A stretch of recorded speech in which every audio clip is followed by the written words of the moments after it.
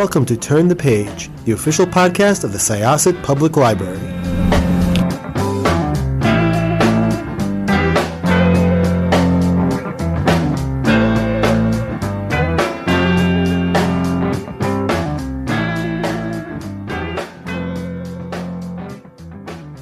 Hello, everyone. Welcome back to Turn the Page. I'm your host today, Jen, and I am here with the author of a riveting procedural with thriller, police procedural elements. It is an absolutely riveting book with a really rich, evocative setting in Savannah. I am so excited to talk about this, so let's get into it. Welcome. Could I ask you to introduce yourself and your book, please? Hi, yeah, I'm Mark Murphy. I'm a physician in practice in Savannah, Georgia, as was mentioned earlier.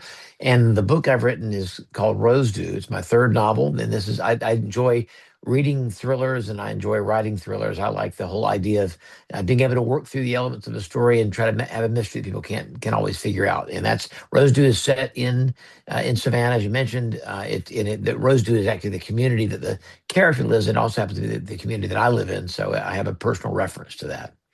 So that's where it comes from. Very cool. Yeah, I loved the setting. It was so, richly evoked and so fascinating. Before we get into that, I'd love if you could just tell us a little bit about your career. I know you've done a lot of very interesting things, and perhaps your other works on your writing journey. Sure. So first off, one of the things that people ask me, but I'm a gastroenterologist, and that's my day job. Writing is my other avocation, but it sometimes can become a vocation, as it is now. I've done a lot of things, as you mentioned. I've worked as a marine biologist before I went to med school. Found out that being at sea is not as romantic as one might think it would be. If you're Jacques Cousteau and independently wealthy, that's one thing. But if you're Mark Murphy from Savannah, Georgia, working on a converted shrimp trawler, that's a totally different situation. Med school, I trained in both at Medical College of Georgia and at UNC Chapel Hill. Really loved gastroenterology, did a lot of basic science research before shifting gears and doing clinical research, which is what led me ultimately into the practice of gastroenterology, which is what I'm doing now. In terms of other things that I've done with my writing career, I've been a doctor since 1988, but I've been a writer my whole life. It's really true. I think if you're a writer, you're a writer, and you can't help it. I mean, some people ask me why I write. Yeah, that's like asking me why I breathe. I really don't know any other way to be. I've written things down. So published a newsletter starting in fourth grade for my class, and I was editor of my high school paper for 2 years, and I actually wrote on even though I was a pre-med person in undergraduate school, wrote for the school paper then and was in the debate society. And so there's always been this dichotomy. My mom was an English teacher. My dad was a surgeon. So, oddly enough, my sister got her doctorate in English, but she assists veterinarians doing spaying and neutering cats. So we both have that same thing that we deal with the science and English background. So I've written columns for the Savannah paper for about 15 years. I started writing a lot of literature as the editor, and that kind of took off from there. I've always written short stories and poetry. I actually met my wife because her grandmother judged a poetry contest back when I was in high school. Among other things, we were also in school together. But I got her grandmother's blessing by writing poetry. I'll put it that way. So we go way back with this, and this is my third novel. I've written the last two were written in 2012 and 2014. Took a little break for about a decade. I actually written two other novels during that time span, but one I can't publish because it's partly biographical about my mother-in-law who is 96, and I promised my wife that I would not publish it until she's gone, and hopefully she lives a long time. But that has sort of stymied the submission of that publication. And then the other one is just too ungainly. So this no, you can't see it, but anyway, this is the novel that I just finished writing, and that one is the one that I thought was the most cogently able to be presented currently. So that's where we're at. Nice. So what was the inception point for this book? Was it the setting, a particular character, or a theme? What kind of came to you first?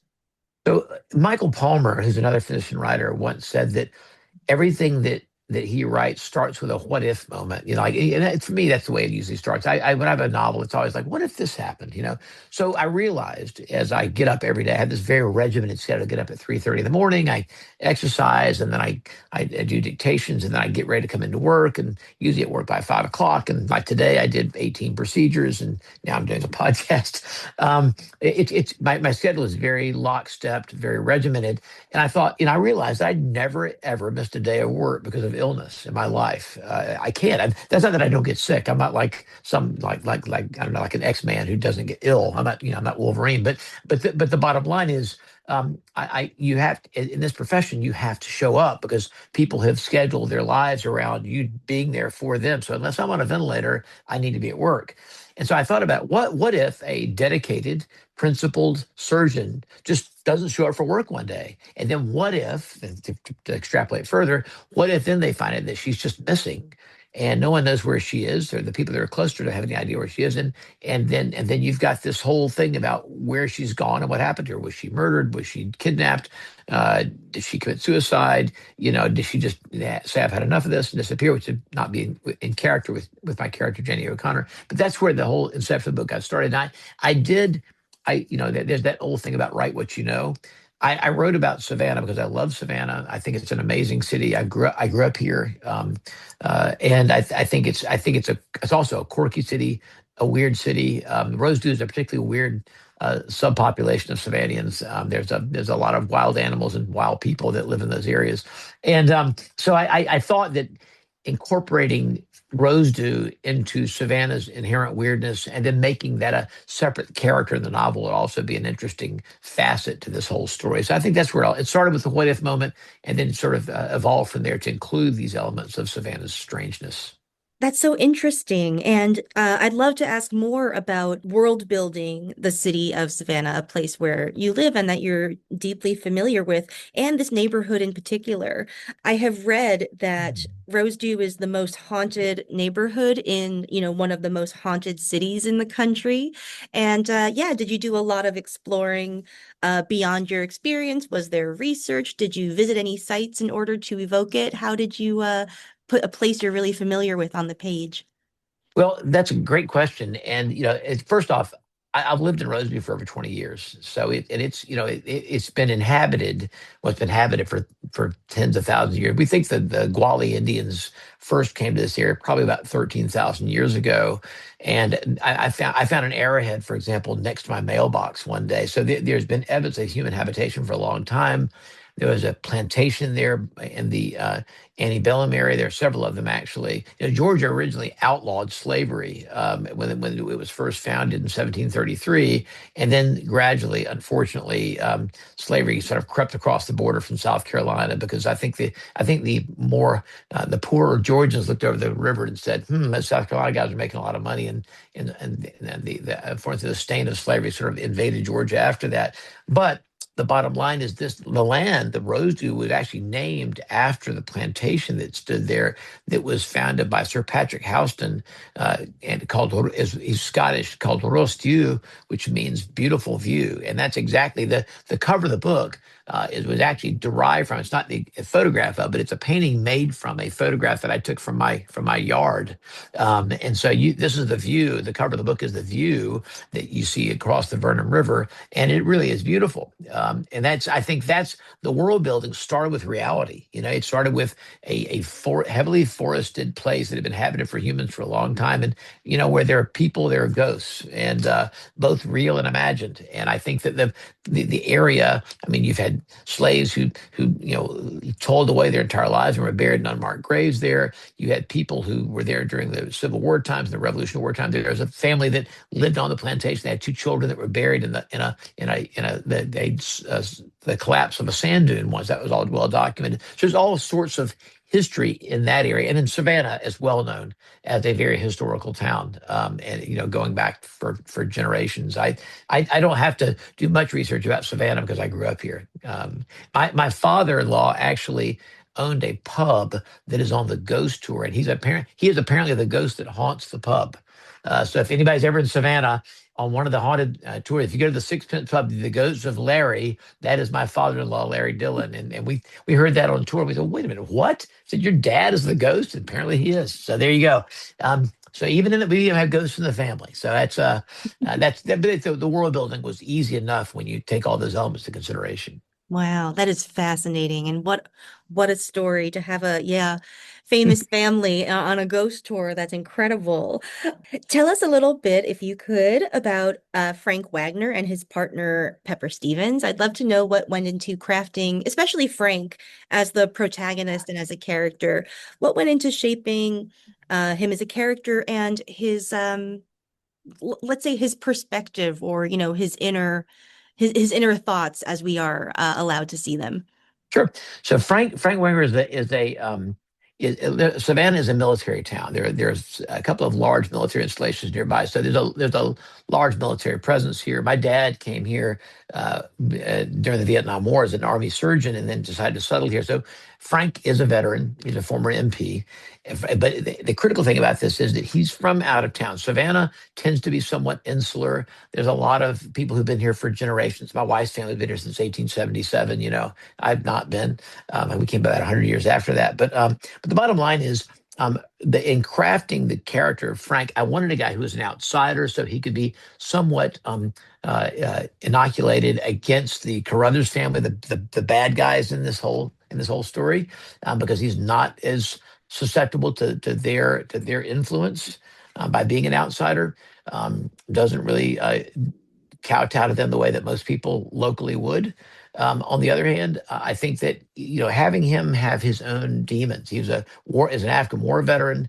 He's seen a lot. There have been a lot of things that Frank has experienced in his life that make him textured, that make him tortured, that make him have a different perspective than most people. He's had this horrible prior failed. It wasn't a failed relationship. It was a relationship where the girl he loved was murdered by one of his former a guy that he put away in prison. And that has made him afraid of having relationships. So I think that whole thing about Frank putting up walls and yet still wanting to get to the truth, still wanting to do the right thing by virtue of this woman that he never met, Janie O'Connor, and oddly enough, by virtue of dealing with Janie's sister Diane, who I don't want to give away too much, but he finds himself sort of attracted to, which he realizes is somewhat inappropriate, but he tries to hold that off. But the bottom line is he's wrestling with all those things. I think that's what makes Frank an interesting character. Pepper Stevens, by the contrast, is a local guy, grew up in Savannah, raised in Savannah, married a local girl. And so I think Pepper is his foil, and those two get along very well together. But they're different. They're very different in terms of their character. They're very different in terms of their perspectives on the world. And that's what I think makes their relationship interesting, because they are so different. They say that opposites attract. I guess in the sense of this professional partnership, these two guys like each other because they find they've sort of missing pieces to each other in themselves. Same thing that most people did in any other kind of relationship. So that's kind of where that whole thing came from. Yeah, it's a fun dynamic. And, not to get too literary about it, but Pepper kind of gets to be the Virgil to Frank's Dante and lead him into Yeah. the underworld. The underworld, yes, like very much so. That is a very good analogy. I never even thought about that, but that's great. That's phenomenal. Yes, thank you. No problem. I'll use that again. I'll use that again if you don't mind in another Oh, interview. absolutely. Take it. No copyright. And I love, making him not only be an outsider in this town he's in now, but also feeling very alienated and alone Right, for all of these personal reasons. That's great for it's not great for him, but it's useful for both character reasons and for plot reasons, because it right. allows him to develop, and it gives you all sorts of barriers that he has to overcome to solve this mystery. I really don't want to reveal too much about this. I've been so worried about spoilers, so I'm going to try to keep it very vague. But do you have more stories in this world? Do you think we'll see more of Savannah on the page like this? Oh, I could absolutely do that. So the two, as I mentioned before we actually started the podcast, the two finished but not yet submitted for publication novels that I have are both Savannah centric, and they are for a reason. I mean, it's easy to write. I write very cinematically. I mean, the way that my brain works, it's like a movie is filming. I just kind of describe what I'm seeing in my head. Okay, and that's just. I mean, I love movies, so that's just kind of the way things work with me. So. You'll see and you have seen in Rose DHU how that kind of plays out. Everything's very descriptive. You know, I sometimes go overboard with description. I have to kind of reel that in a little bit. But yeah, the two other things are both Savannah based, but they're that way for a reason, because I can see this stuff unfolding in my head when I'm writing about it, and it's very easy to write about Savannah and Savannians and other Savannah characters. You know, if everybody's read Midnight in the Garden of Good and Evil and John Barrett, what was that story but a character driven story? It wasn't really so much about the murder of Danny Hansford. It was about all the surrounding characters, right? And we all say that character drives action. Well, in that case, character drove all the action. This is not quite as character driven, but the characters are intrinsic to it. And Savannah is a character. Savannah is, it lends itself and to a great degree to this kind of story. So yeah, there's plenty of work. And frankly, I can see writing another Frank Winger book, because Frank Winger is a good character. I like him. You know, when I read the story, it's one of these things where you kind of develop the characters and you know what they're going to do. You know, so I know how Frank's going to respond in every situation now. I know him as a person. I can see what I mean, if I could put him in this room right now and I could, you know, tell what Frank would be doing, you know, because I know him as well as I know my brother or my coworkers here. And I think that's really what makes it interesting, because I can put him in any situation, any other what if moment, and a novel can come out of it. So.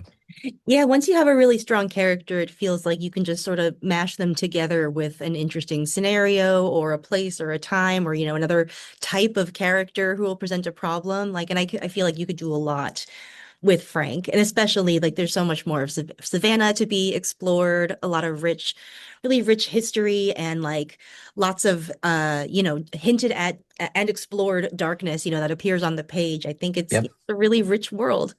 Well, thank you. I think so too. I'm a little bit biased, but I agree with you 100%. I'll tell you something. The original version of this book was 149,000 words. It ended up being 95. We had to cut a lot out. There are a lot of even scenes in the book that aren't even in there. That I know all this backstory, but some of the stuff that I cut out was some of the stuff that talked about other ghost tales in Savannah and other things that, frankly, I wasn't able to have room to make reference to, but certainly could use in other versions of this world. Oh, nice. Yeah, that sounds fascinating. And maybe you can do like another sort of ghost history book someday. Not that, you know, I want to pile more work on you, but you know, a lot of material there. Sure, So, absolutely. thank you so much for coming by and talking to our patrons. I'm very excited to recommend this to our readers here. Okay, that sounds great. Thank you so much for having me. I really appreciate it. Yeah. No problem. Okay, listeners, now it's on you. Please check out Rose DHU. It's available now as we speak. It will be available when you hear this. So head to your favorite bookstore or library or website, wherever you like to go for books. All right, it is time to close this chapter. We'll see you next time. It's time to close this chapter of Turn the Page. Join us for the next episode.